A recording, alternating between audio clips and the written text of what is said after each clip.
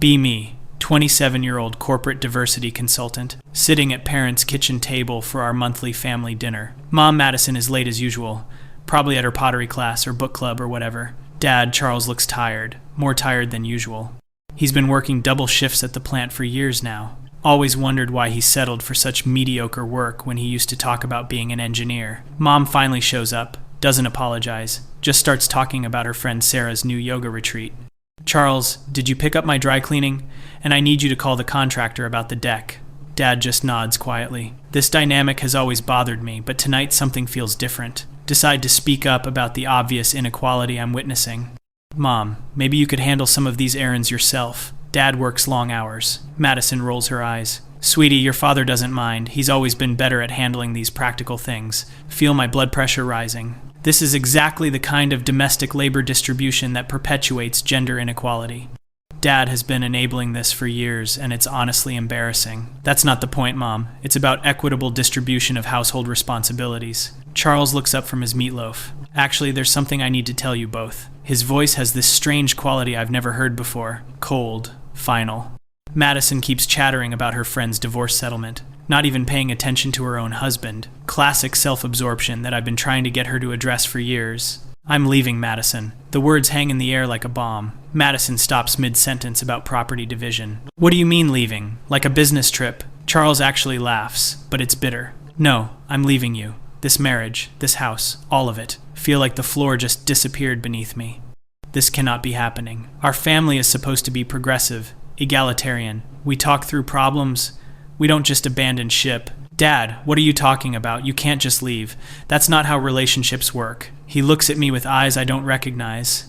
Relationships? What relationship?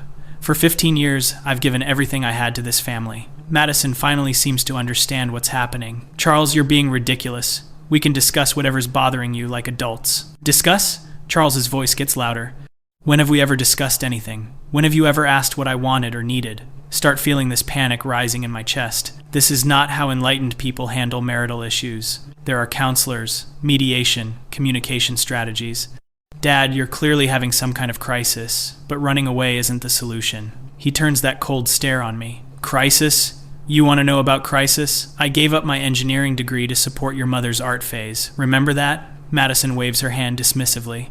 That was temporary, and you said you didn't mind. I gave up my career dreams, my financial stability, everything. Charles is standing now, his face red. I worked jobs I hated to pay for your classes, your hobbies, your constant need for new experiences. Feel compelled to defend Mom because this attack feels misogynistic. Dad, supporting your partner's growth and self-actualization is part of marriage. Self-actualization? He laughs again. What about my self-actualization?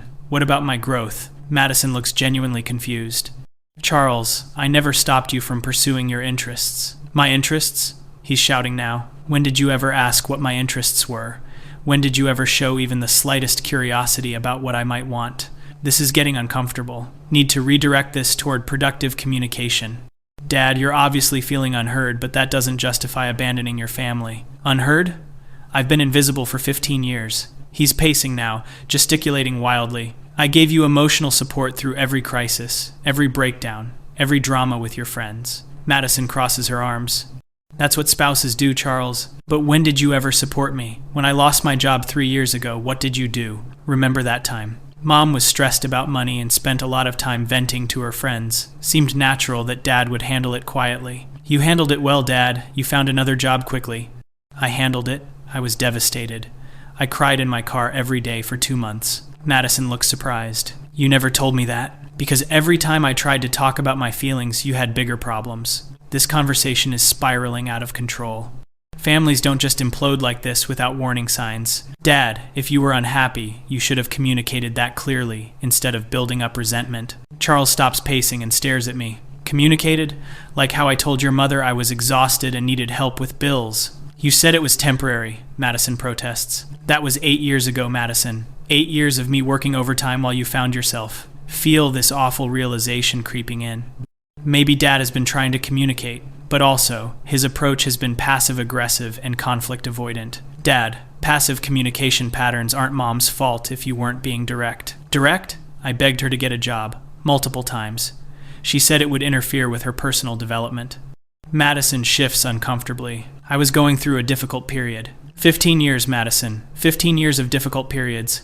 Charles sits back down heavily. I gave you unconditional love. Unconditional, no matter how you treated me, how you dismissed me, how you made me feel small.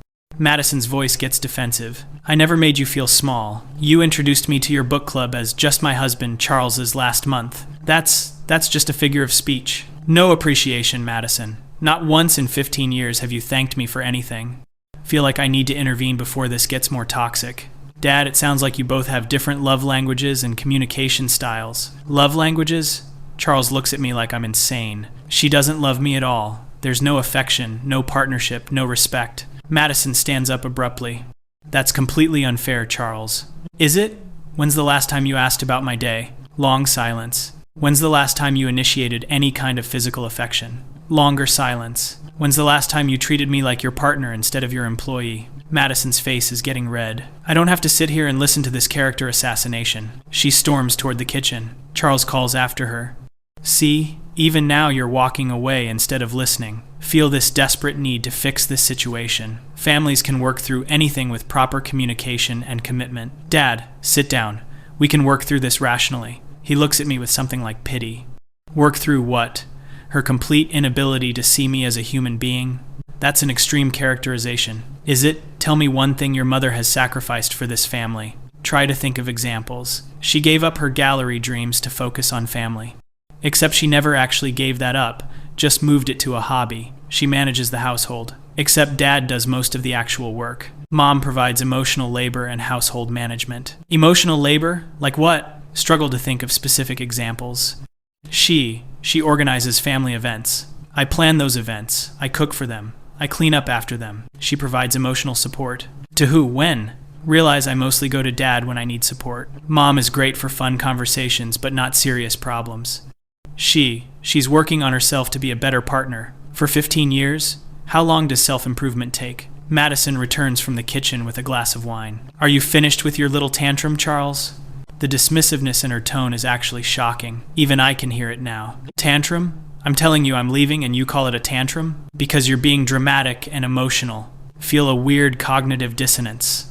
If a man called a woman dramatic and emotional for expressing feelings, I'd be furious. But when Mom does it, I'm not sure how to respond. Madison, he's clearly expressing genuine concerns. Mom looks at me like I've betrayed her. Don't take his side just because he's having a breakdown. I'm not having a breakdown, Charles says quietly. I'm having a breakthrough. I finally understand that nothing I do will ever be enough for you. That's not true. Name one thing I do that you appreciate. Madison opens her mouth, then closes it. You work hard. And you're reliable. Like appliance? Long, uncomfortable silence. Madison tries again. You're a good father. Because I do all the actual parenting while you focus on your personal journey. Madison's face crumples. Charles, I don't understand why you're being so cruel. Cruel? I've never said a harsh word to you in 15 years. Then why are you saying them now? Because I'm done pretending this is a marriage. Feel this panic attack starting. Chest getting tight, hands shaking. This cannot be happening. Our family is supposed to be different. We're supposed to be evolved, conscious, progressive. Dad, you can't just give up on 15 years. He looks at me with exhausted patience. Sweetheart, I didn't give up. I gave everything. There's a difference. But marriage is work. You have to fight for it. I've been fighting alone for 15 years. Madison starts crying. But even her crying feels performative, focused on her own pain rather than understanding his. Charles, please, we can go to counseling. We've been to 3 different counselors. You turned every session into a discussion of your childhood trauma. That trauma affects our relationship, but my feelings never mattered enough to discuss. Remember those counseling sessions. Mom did dominate the conversation. Thought it was because she was more emotionally articulate. Now wondering if Dad just gave up trying to be heard. Dad, maybe you need to take more space in those conversations. Maybe your mother needs to leave some space for me to fill. Madison slams her wine glass down. I am not responsible for your inability to advocate for yourself. Charles laughs bitterly. There it is. Even my feelings are my fault. That's not what I said. It's exactly what you said. I'm responsible for being ignored in my own marriage. Feel like I'm watching everything I believed about my family crumble. This dynamic has been there forever. Just never saw it clearly. Always assumed Dad was naturally quiet. Mom was naturally expressive. Never considered that she might be steamrolling him. Dad, I'm sorry if I never noticed you were unhappy. You noticed. You just assumed it was normal. Realize he's right. Have made comments about Dad being low maintenance and easygoing. Like those were positive traits instead of signs of someone who'd given up. But you can't just leave. What about our family values? What values? The ones where your mother's needs always come first. Madison stands up again. That is completely unfair. Is it? Name one major decision we've made based on what I wanted. Silence. Name one time you've inconvenienced yourself for my happiness. More silence. Name one sacrifice you've made for this family. Madison's voice gets shrill. I sacrificed my independence to be a wife and mother. You've never acted like a wife or mother. You've acted like a teenager I'm financially supporting. Feel compelled to defend Mom even though his points are hitting home. Dad, that's really harsh. Harsh? She hasn't cooked a meal in 5 years. Hasn't cleaned the house. Hasn't contributed financially. Hasn't provided emotional support. I do plenty for this family, Madison protests. Like what? Specifically, I manage our social calendar. You make plans and I execute them. I maintain family relationships. You gossip with relatives while I send the cards and gifts. I provide creative energy to our home. You create messes that I clean up. Each response is devastating because it's accurate. Never noticed how lopsided everything is. Always thought Dad enjoyed taking care of details. Dad, maybe you never expressed that you wanted things to be different. I bought you a dishwasher for your birthday 3 years ago. What did that tell you? Remember that. Mom was offended because it wasn't romantic. I supported her position because household appliances as gifts seemed regressive.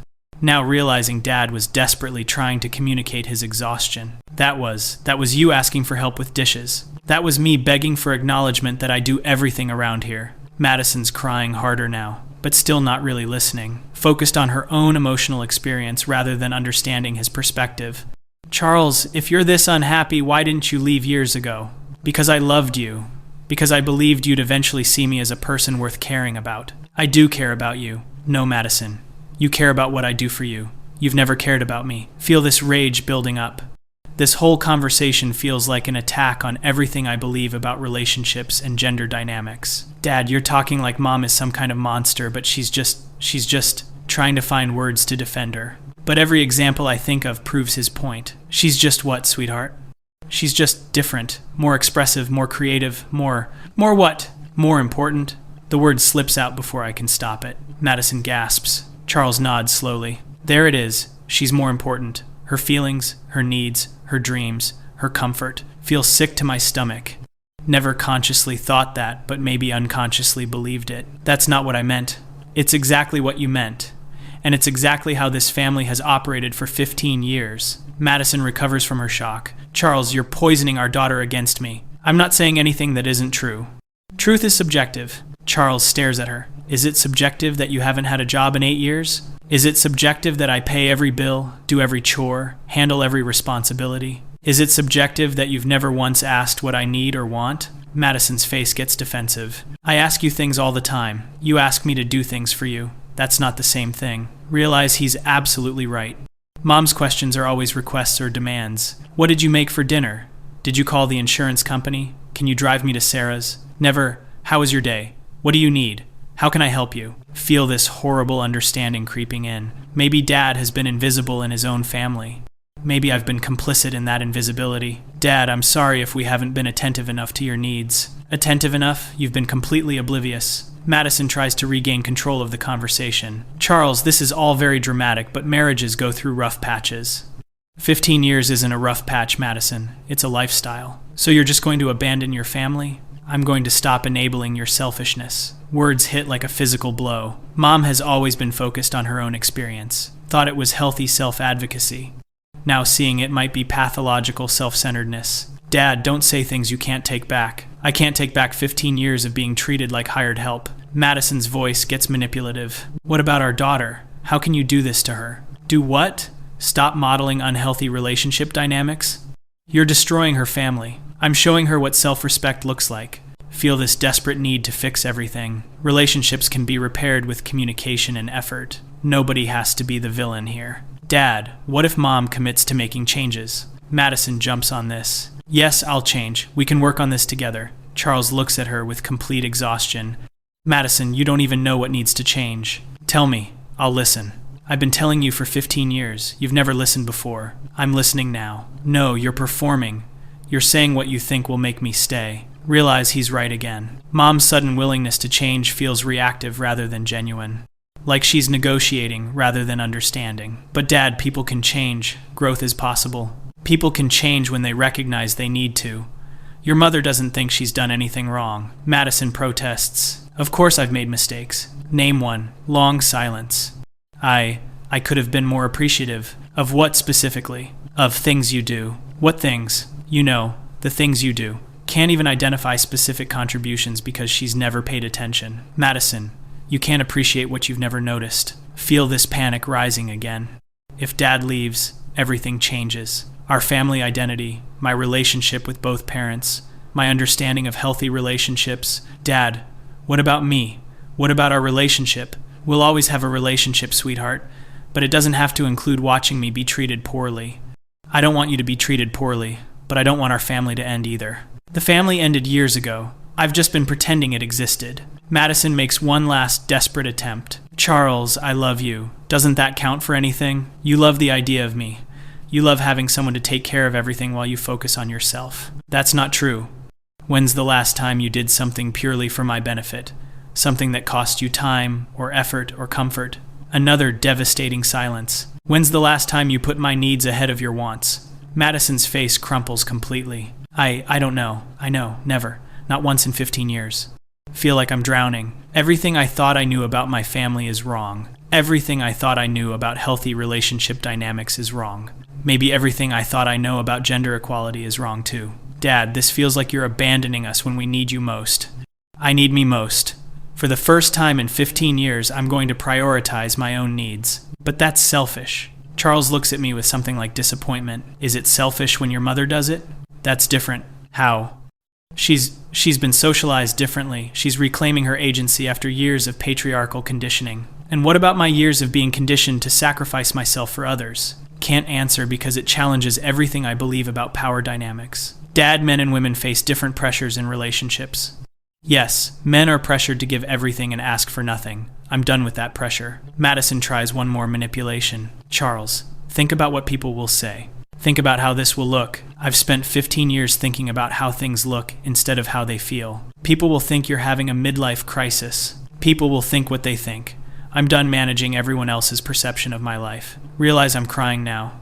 Not just sad tears, but angry, frustrated tears. This doesn't fit my understanding of how enlightened people handle conflict. Dad, running away isn't the answer. I'm not running away. I'm running toward a life where my existence matters. Your existence matters to us.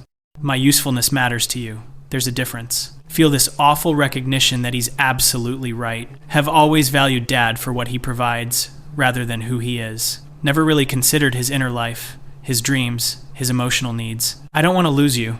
You've never had me. You've had my services. Madison makes one final desperate play. Charles, if you leave, I'll have nothing. You'll have exactly what you've always had. Yourself. The only person you've ever cared about. That's cruel. It's honest. Something I should have been years ago. Charles stands up and heads toward the door. I've already moved my things out. The house is yours, Madison. The bills are yours too. Madison follows him. Charles, please, I can't handle everything alone. You've never handled anything, that's the problem. I need you. You need someone. Anyone who will make your life easy while you focus on yourself. That's not true. Find someone else to use. I'm done. Feel this complete emotional breakdown starting. Screaming at Dad as he reaches the door. You can't just leave. You can't just give up on us. That's not what good men do. He turns back one last time. Good men don't abandon their families. But good men also don't allow themselves to be treated like servants in their own homes. You're being dramatic. I'm being honest, finally. Madison grabs his arm. Charles, I love you. I'll change. I promise I'll change. He gently removes her hand. Madison, you can't change something you don't believe is wrong. I believe it's wrong now. No, you believe my leaving is wrong. That's not the same thing. Charles looks at both of us one last time. Maybe someday you'll understand that love isn't just a feeling you have. It's actions you take. It's attention you pay. It's sacrifice you make. I sacrifice. You sacrifice nothing. Ever. For anyone. He opens the door. I gave everything I had for 15 years. I got nothing back except demands for more. Madison collapses into a chair, sobbing, but even her crying feels self-focused, like she's mourning the loss of her caretaker rather than understanding his pain. Feel this rage and confusion and heartbreak all mixed together. Want to chase after Dad and convince him he's wrong. but also starting to see that maybe he's completely right. Maybe I've been as selfish and oblivious as Mom. Maybe our whole family dynamic has been toxic and I've been defending it because it benefited me. Sit in the kitchen with Madison as she cries, realizing that everything I thought I knew about relationships, about fairness, about love, has been completely wrong. And the worst part is that I don't know how to fix any of it, because fixing it would require admitting that I've been part of the problem this whole time. That my enlightened feminist principles somehow blinded me to my own father's humanity. That maybe being progressive doesn't automatically make you a good person. That maybe I'm exactly as selfish and entitled as he said we were. And I have no idea what to do with that realization.